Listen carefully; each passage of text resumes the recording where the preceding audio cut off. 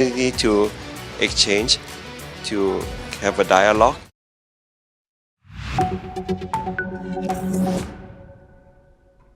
Hello and welcome. I'm Kriti Mehta. You're watching the World Report. Let's start with a check of the top headlines this hour at NewsX World. Russia confirms talks with Ukraine and the United States will now take place Wednesday and Thursday in Abu Dhabi. The Kremlin says the shift is due to scheduling coordination between the three sides. Iran denies receiving any ultimatum from President Trump on negotiations. Tehran summons European Union ambassadors after the bloc labels the Revolutionary Guards a terrorist group.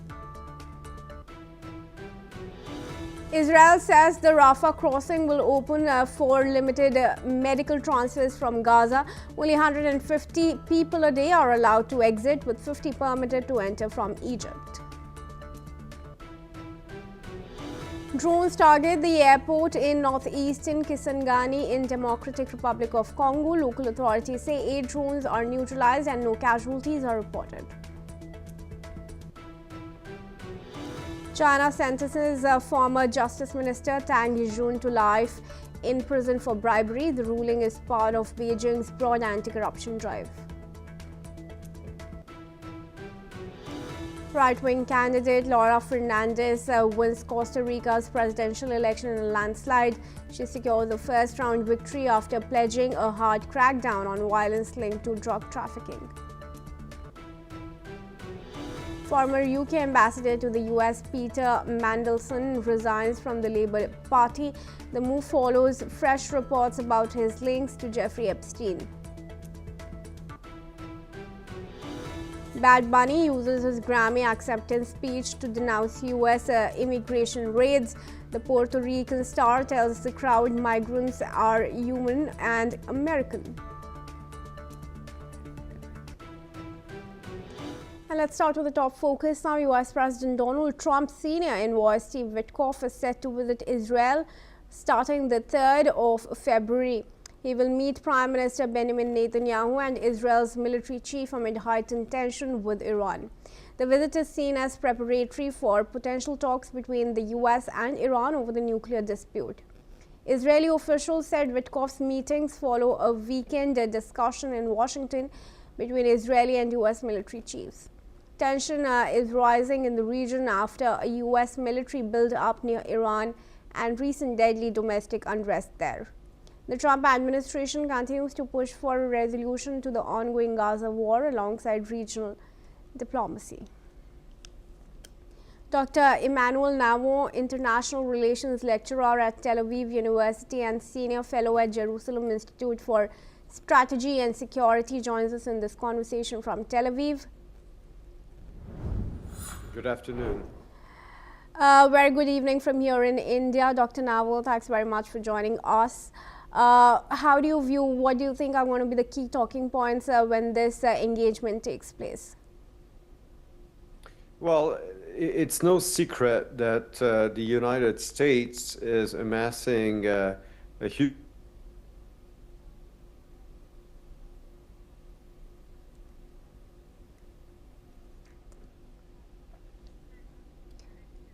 All right, we seem to have encountered a network issue with our guest there.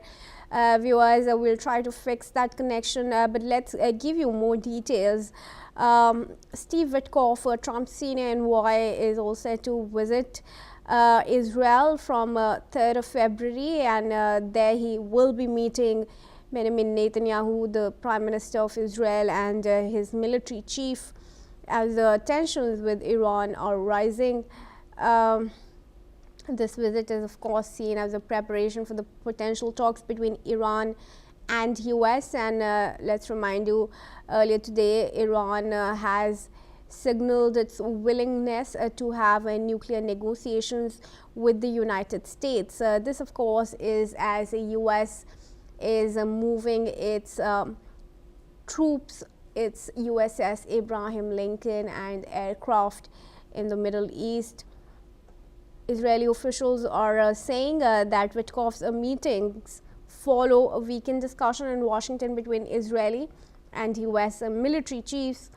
As of now, following the US military buildup near Iran and recent deadly domestic unrest in the country, tension is on an escalation. Trump administration is pushing for a resolution also to the Gaza war alongside regional diplomacy. So Iran and Gaza war ceasefire are some of the important talking points that we can expect during this meeting between Witkoff and Israeli Prime Minister and military chief. Of course, the outcomes will only be made clear once that engagement takes place.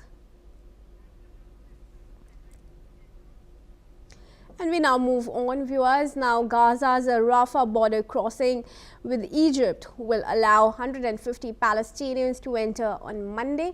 Egyptian officials said 50 patients will travel with 2 companions each, while another 50 will enter Gaza from Egypt. Earlier reports said the crossing would operate in both directions, closing by 3 p.m. local time. Ali Shaat, head of Gaza's Palestinian Technocratic Committee, called the reopening a window of hope for the territory. He said the move is more than administrative, marking a step toward reconnecting communities and easing humanitarian pressures. The Rafah crossing is the main gateway between Gaza and Egypt and reopened in a limited capacity earlier today.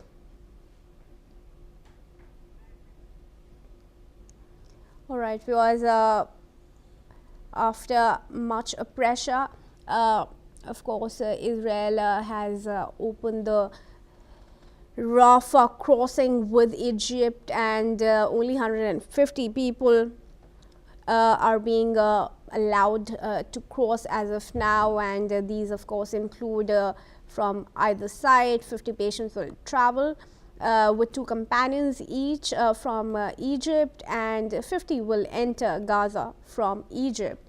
Dr. Emmanuel Nawon, International Relations lecturer at Tel Aviv University and senior fellow at Jerusalem Institute for Strategy and Security, joins us from Tel Aviv. Dr. Nawon, thanks very much. We're now talking about the Rafah crossing that has opened. Only a limited number of people are being allowed to take the route, 50 from either side. What do you think are going to be some of the challenges on the ground when the patients travel, from the side of Israel and Gaza? Well, this is a gesture made by Israel in the framework of the ceasefire agreement that was brokered by mostly the United States. Of course, the main reason why the Rafah crossing was closed in the past 2.5 years is because it had been used by Hamas, not of course for humanitarian purposes, but for military purposes. And the Rafah crossing had become the major import route for weapons for Hamas. So it is to be hoped that the reopening of the crossing at this point will be only used for humanitarian and medical purposes and not for military ones. What do you think are some of the measures that Israel is likely to take if the purpose of opening the crossing, which like you said is medical reasons, is violated or not adhered to? Well, Israel, of course, together with its allies, especially with the U.S. Government, will monitor the use of the Rafah crossing and make sure that there's no attempt to use that strategic point between Egypt and the Gaza Strip to import illegal weapons, missiles, and material meant to rebuild tunnels, which unfortunately is exactly what Hamas has been doing for the past nearly 2 decades. So as I said, we are in a phase of ceasefire and reconstruction where every move taken by Israel has of course to be carefully monitored in order to make sure that Hamas doesn't use those gestures meant for the civilian population in order to reorganize and regroup for military purposes. And what's your knowledge of how many days is this crossing going to remain open for now? So no date has been given so far. It's open-ended. It's been decided to reopen it, and as I said, to monitor the use of that crossing. In fact, if the crossing is indeed used for humanitarian and health purposes, medical purposes, then there will be no reason to close it again. And of course, everything will depend on whether or not Hamas tries to use that that crossing point for military purposes. Dr. Navo, has the movement of patients already started there? I'm sorry, I didn't hear you. Has the movement of patients already begun? I believe so. I think, of course, given the fact that a lot of the hospital and medical infrastructure in the Gaza Strip has been destroyed as a result of the war, there's definitely a need for alternative medical facilities in Egypt, and hence the fact that many Gazans are actually moving to Egypt for the medical care, which is, of course, something that Israel is interested in promoting. And Israel has always said, and will continue to say, that as long as the purpose of the use of the Rafah crossing is for medical purposes, of course, Israel will enable the residents in need of medical care to use that crossing and to enter the Egyptian territory. Finally, Professor Navo, what's your opinion of the Board of Peace and the current round of ceasefire that's finally being arrived at? Phase 2, all the criteria for round 1 of the ceasefire were met. We're now seeing readiness for phase 2. How are things there on ground?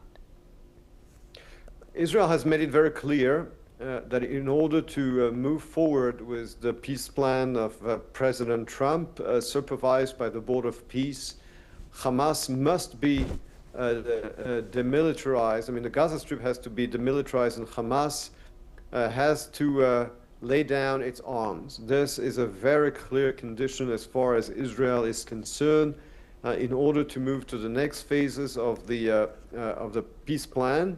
With regard to the Board of Peace, it's very clear that it is a welcome move in terms of providing an alternative, a de facto alternative to the United Nations, which is inefficient, corrupt, and morally bankrupt. And I think it's about time to provide practical alternatives to this organization, which has failed every test of the international order since the end of the Cold War, and has been hijacked by the world's worst dictatorships in order not to promote international law and human rights, but in fact to shield themselves from those principles.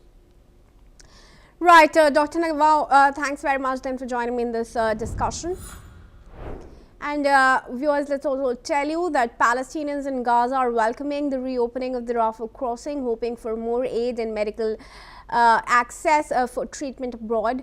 The crossing is the only route in or out for over 2 million residents. It's been mostly closed during the war. Let's listen into some of the reactions that are coming in from the locals there. نتمنى من معبر رفح يكون يفتح ويكون سهل للمرضى اللي متجهين للعلاج في داخل مصر. احنا رجعنا منذ ال80 وال85 وال90 في نفس الحلبات والبوابات، وحنرجع معاناة تاني للمرضى للسفر في داخل مصر، وهذا مرفوض لأنه المريض طالع يتعالج مو طالع يتفتش.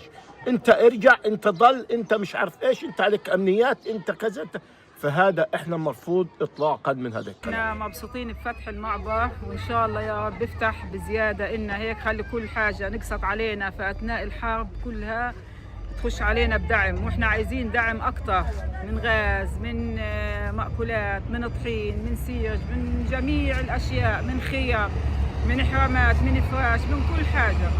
نحمد الله يا رب اللي يفتح بزيادة إن شاء الله ويضله فاتح، وننسى أجواء الحرب اللي إحنا لسه مش صحيين منها. And we now move on. Viewers, US President Donald Trump has announced a $12 billion initiative aimed at securing a strategic critical mineral stockpile known as Project Vault. The goal is to protect US manufacturers from supply shocks while reducing reliance on China for rare earth metals and other essential minerals. The project will combine $1.67 billion in private capital with a $10 billion loan from the US Export-Import Bank. These minerals will be stored and distributed to industries like automakers, tech companies, and other manufacturers. The plan represents a historic move as it would be the first ever stockpile of its kind for the US private sector.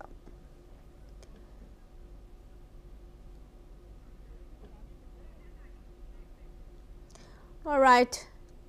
Joining me now in this discussion is Peter Cardillo. He's chief economist at Spartan Capitals and joins us from New York. Thanks very much, Mr. Cardillo, for joining us. Firstly, of course, US is moving towards protectionism of its resources, but what it is its current reliance on China for the rare earths? Well, I think this announcement is a big deal in the sense that,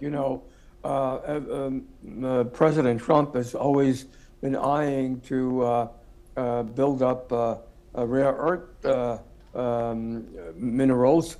And so this is a fairly big deal. And, it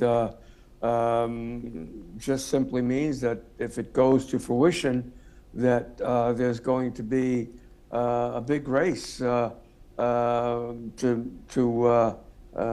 grow stockpiles, and that's positive because obviously many of the rare materials are used for industrial purposes, and so it's a great need. Right. Talking about the execution of it, what really do we know about Project Vault as of now? Well, I think that that's, basically goes hand in hand. So it's no secret that this administration wants to build up the strategic reserves, and because we're lacking them. And so, I think it's, a fairly big announcement for the industry in itself.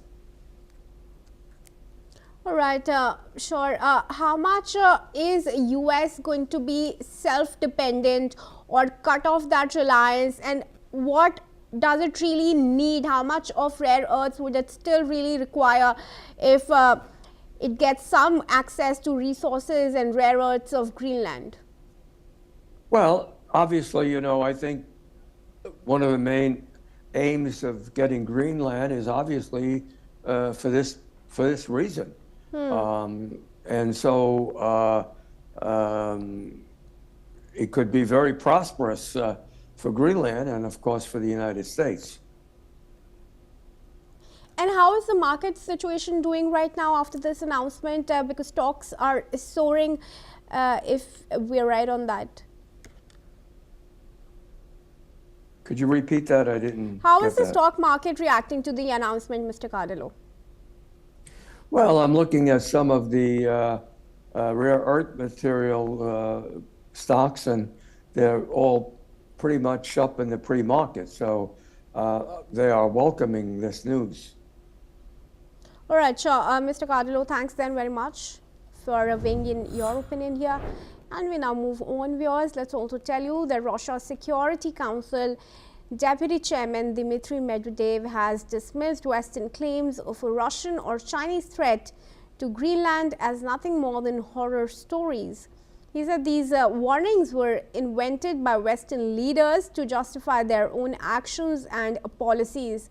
Speaking from his residence outside Moscow, Medvedev added that while the issue poses a serious challenge to Atlantic unity, it does not mean conflict is inevitable. He suggested that everything could still proceed according to a calmer scenario before any military intervention or fighting breaks out within the NATO bloc.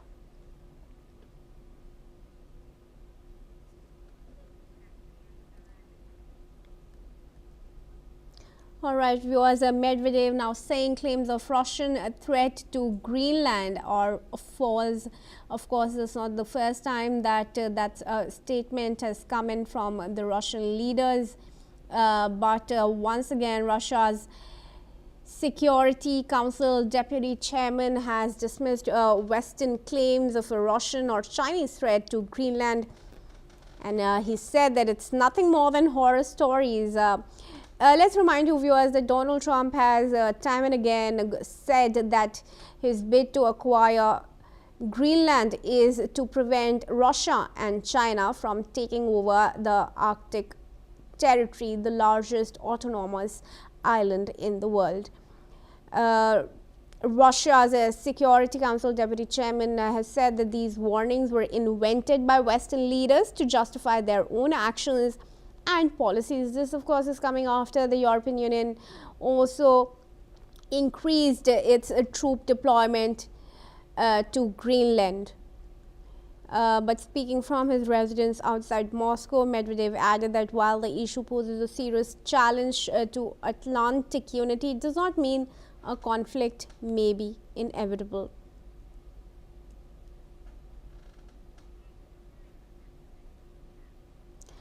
All right, Mr. Cardillo, I request you to join us back in the discussion here. Mr. Cardillo, once again, Russia has issued a statement to say that the stance that the European leaders have taken over Greenland and the accusations that have come in of a Russian or a Chinese threat to Greenland are all false. This is not surprising, but how do you see it having a larger impact on the geopolitics of Greenland at a time when NATO is rushing to its defense? Well, I think that President Trump is going to probably make a deal. He's basically said over and over again that he's not going to use force, and of course there'll be accusations coming from perhaps Russia, but I think that at the end there will be some sort of a deal. Again, as I said at the beginning of the program, that the aim of the United States is to get their hands on rare materials, and so I think that that's going to be a key point in negotiating, which could very well be beneficial not only to the United States but to Greenland itself. So again, I don't think force will be used. I think there will be diplomatic discussions and some sort of an agreement will be reached. All right, hopefully indeed. Mr. Cardillo, thanks very much for joining us and for speaking to us. Viewers, there's also a statement that's coming. Let's hear it. Про Гренландию долго рассуждать не буду. Президент недавно наш сказал о том, что это вообще не наша тема. Это вот пусть Соединенные Штаты с европейцами разбираются. Но сам по себе вот этот казус, он тоже весьма и весьма такой любопытный, поскольку в последние, во всяком случае, десятилетия ничего подобного не происходило. Сейчас происходит. Это действительно для атлантического единства, так называемого, довольно серьезный вызов. Значит, нам очевидны и понятны тоже резоны, которые называет президент Трамп. Часть из них, конечно, не существует. Это угроза со стороны России и Китайской Народной Республики. Значит, такая страшилка, которая используется для того, чтобы объяснить то или иное поведение. And we now move on to cover some news from Norway, where Norwegian police has said that the son of Norway's future queen, who will go on trial for rape this week, has been arrested on suspicion of assault, making threats and violating a restraining order. As per the police statement, they had requested that Høiby be remanded in custody for 4 weeks on the grounds of risk of reoffending. Høiby has admitted to some minor offences but denies the more serious charges. In the case, several ex-girlfriends are now plaintiffs against him and he is under strict orders to not contact them. Hoiby faces up to 16 years in prison if the Oslo District Court finds him guilty. In a rare statement, Crown Prince Haakon said that he and Mette-Marit do not plan to attend court and that the royal house does not intend to comment during the proceedings. He emphasized that Hoiby is not part of the royal house and that as a citizen of Norway, he has the same responsibilities and rights as all others.